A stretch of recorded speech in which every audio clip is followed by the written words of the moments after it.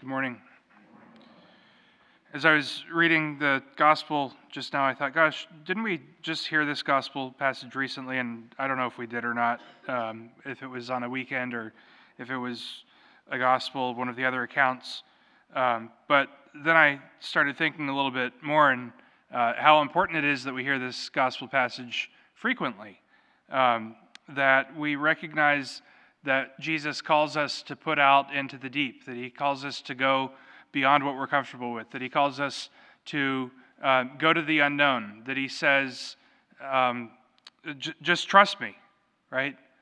That he comes into our life, right, where we're the fishermen and we know best how to conduct our affairs, and we know how to catch fish. We know what the conditions are to be able to go fishing at the right time because we're fishermen, right?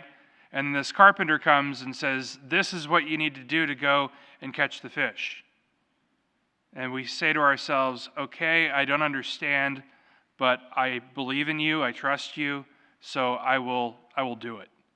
And we go out into deep water, and we go and we throw our nets over the side, and we catch this great multitude of fish. And our response is, Lord, depart from me, for I am a sinful man. I'm not worthy, God. I'm not worthy that I should be in your presence. I'm not worthy that you should come to me. I'm not worthy that you should enter under my roof, into my house. And he says, but I'm making you worthy. I'm coming to you, and if you trust in me, and if you do my will, and if you follow me, I will make you holy. Now go into the world and call other people to follow me as well. That's our charge as Christians. Jesus sends the apostles. He says, you'll now be fishers of men. We're called to go out into the world and to fish and to reel them in. Sometimes fishing is a little difficult, right? Not like your little kiddie fishing where you just put the worm on the hook with a bobber and throw it out and just sit there and wait. That's not fishing. That's for children. Fishing is to put a lure on, right? Maybe a spinner jig, throw it out there, right? Reel it, kind of bob it around, wait for the fish to nibble and then to bite and then to set the hook. And then sometimes you got to fight it, right? Let's say you're out in the ocean and you're, reeling in a barracuda and it's jumping out of the water and crazy. Like, quit jumping out of the water. Just let yourself be reeled into the boat. I don't want to be reeled into the boat. I'm a barracuda. We encounter people in the world like that all the time, right? Hey, you know what? Your life would be so much easier if you just came into the boat, into the church. If you would just stop fighting, if you would just stop resisting, if you would just come into the church. I said, no, I don't want to do that. I want to swim. I want to fight. I want to jump up into the air. I want to do my own thing. And so we got to wrestle with him a little bit. We got to pull on him. We got to tug on him. Some fish put up more of a fight than others. Are we willing to fight that fight? Are we willing to do the work to reel people in?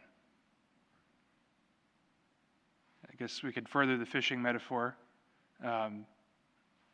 as to not put too much pressure on people, right? We don't want to beat them up and club them. They're not actual fish, so we can't just take a harpoon gun and shoot them and pull them in because then they'll be dead.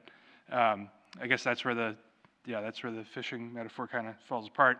But sometimes when you're fighting a big fish, you got to loosen the reel a little bit, let it go back out, take a little bit more line out, and then you got to tighten it back down. You got to reel it back. So sometimes it's a long game that we have to play with bringing people closer to Christ, but it's a game that's worth it. It's something that is important. And so we recognize that Christ comes to us and he says, hey, yeah, I know that you're not worthy, but I'm going to make you worthy. And then now that I've made you worthy, now you have to go out into the world and call others to be brought to be made worthy as well. So our call as Christians is to allow ourselves in humility to be made holy and then to call others to holiness as well. So let us ask the Lord that he would continue to give us the grace and the ability to be able to proclaim his gospel, to go out and to call others to follow him as well.